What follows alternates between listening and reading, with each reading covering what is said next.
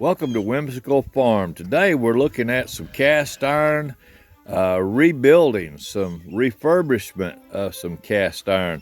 This is what's known in the 1800s as a tray for sad irons. They would sit this on top of a wood stove, and when I say wood stove, I'm talking about it could be your cook stove that you built your fire in, or it could be the wood stove in the wintertime for heating, and they'd set that on top of there and then put some irons on there for ironing clothes.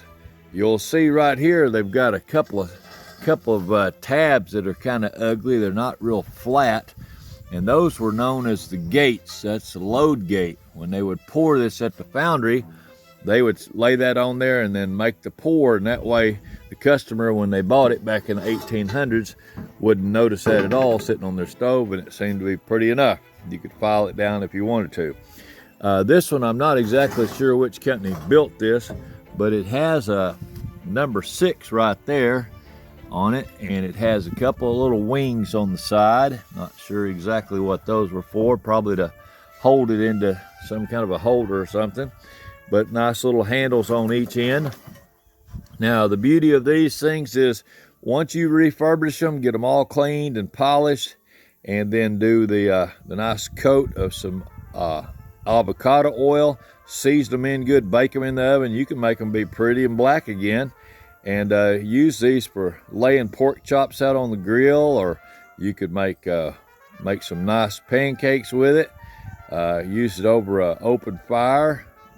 You could use it on an electric cooktop if you grind those little load gate tabs off the back. But anyway, this is the beginning of refurbishing this old 1800s pan.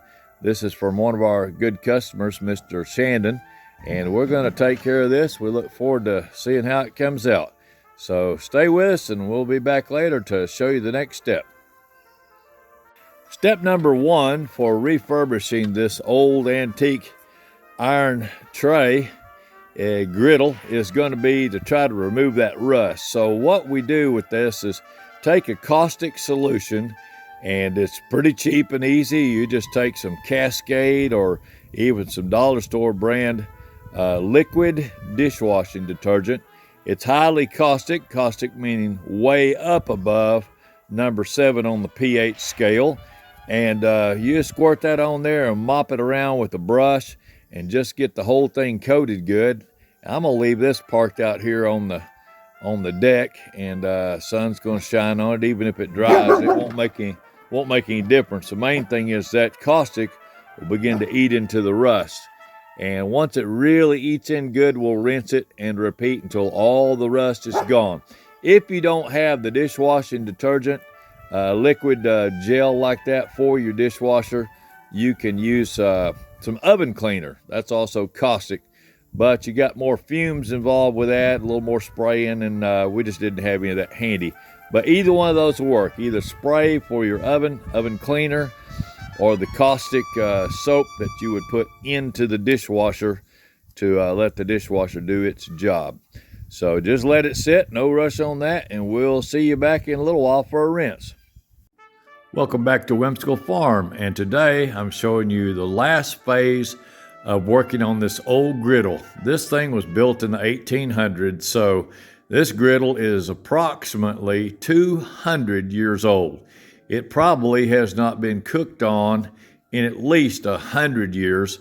It was very, very rough with heavy rust, and we ended up using some drain cleaner, some pure lye soap, some vinegar, a little bit of everything. The dishwasher, did some wire brush treatment, some sandpaper treatment, and then 3 coats of avocado oil. I took it up to 500 degrees, baked it each time at 500 degrees for about 1 hour, let it cool down, and then we rub it down in between. So it is not quite as slick as my round skillets with the mirror polish. This is not quite a mirror finish. This one has some pitting in it, and it is definitely, like I say, 200 years old. And with the pitting not quite as smooth, if I ground that down enough for the pitting to be removed, you wouldn't have much of a pan left. But we're going to attempt to cook an egg on this. We'll use a spatula on this, but I'm just proud to be able to put this bad boy. This is an old griddle. And this griddle was actually, this is a number 6. I think it's got the number down there. That's a number 6. And this was never, ever designed for cooking food. This was actually somewhat of a trivet, and it was designed to put irons on. This was called the Sad Iron. And that company, Sad Iron Company, they made a whole bunch of irons. And this was designed to set that on top of a wood stove, either a cooking stove or a wood heating stove, and heat this up good and hot, and then stick your iron on top of it, and let it get good and hot to be able to iron your Sunday go to meeting clothes. So we're going to take a pad of butter.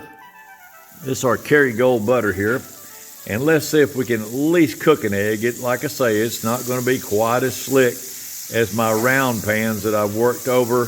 The new modern pans they don't have any pitting on them, and they're a little easier to work with. But we're going to get us a little butter patch here melted, and we're going to crack a farm fresh egg, a large brown farm fresh egg.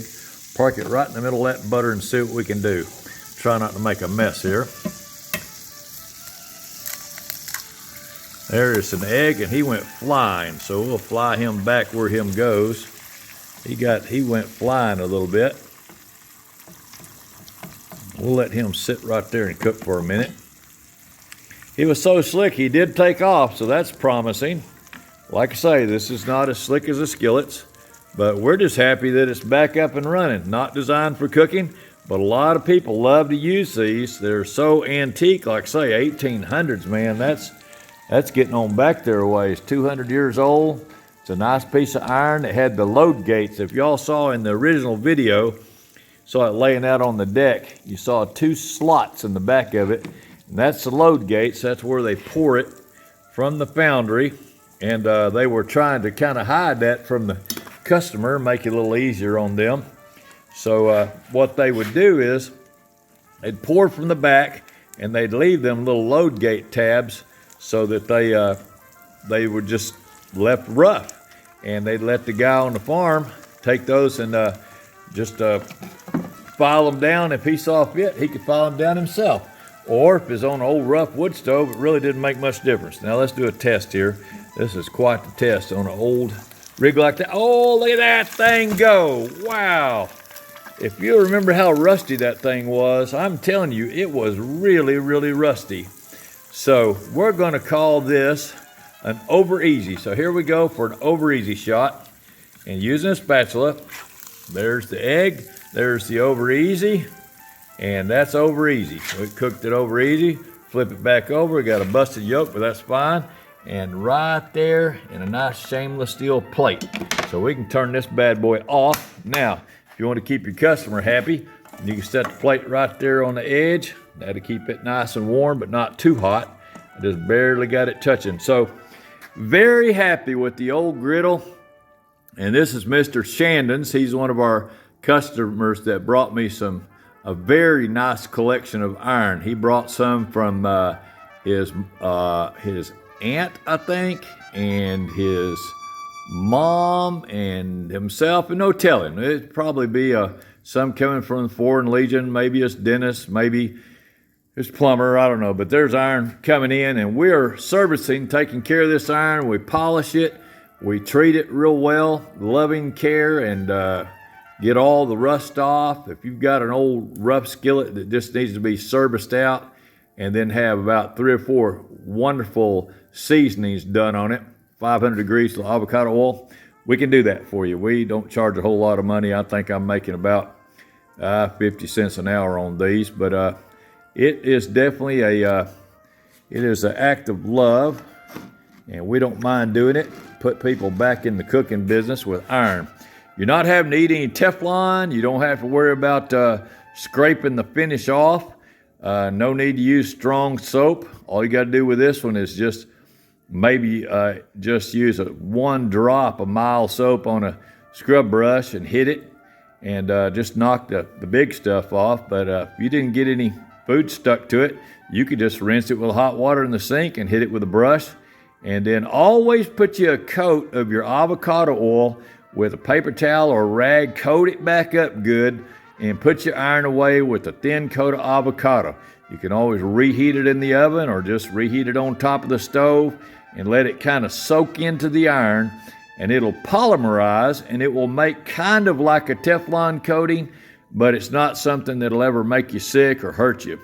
So we appreciate Mr. Shandon trusting us with such a nice antique piece of iron, this number 6 griddle. I'm calling it a griddle. Some people call it the sad iron plates, but it's a griddle now. We made it where it can cook. He's already talking about cooking pancakes on there or squirrels or eggs or whatever he would like. It is suited for the job. So we wish him the best in his cooking endeavors, him and his sweet wife.